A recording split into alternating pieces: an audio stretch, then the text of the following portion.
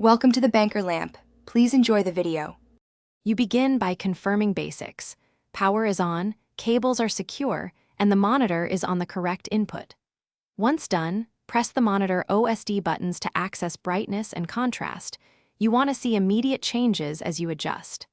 Next, open your operating system display settings, Windows display settings, or Mac system preferences to control software-level brightness. Make sure adaptive/automatic brightness is disabled for now so manual adjustments behave predictably, and you can compare hardware versus software. Once the basic controls are set, move to finer adjustments.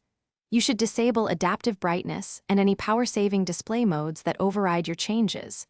Then open your graphics driver control panel, Intel, NVIDIA, or AMD to tweak gamma, contrast, and color temperature. This affects perceived brightness and detail.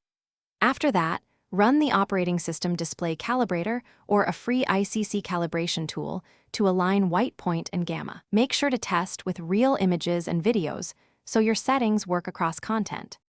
To finish, validate your adjustments using calibration patterns and everyday content at several brightness levels. You want detail in shadows and highlights without clipping. If the display remains dim across all inputs, update the monitor firmware and confirm the power adapter provides correct voltage and amperage. If problems persist, swap cables and test another source device to isolate the issue. If nothing helps, perform a factory reset. One troubleshooting tip: intermittent or low brightness often points to cable, power, or backlight failure rather than software settings.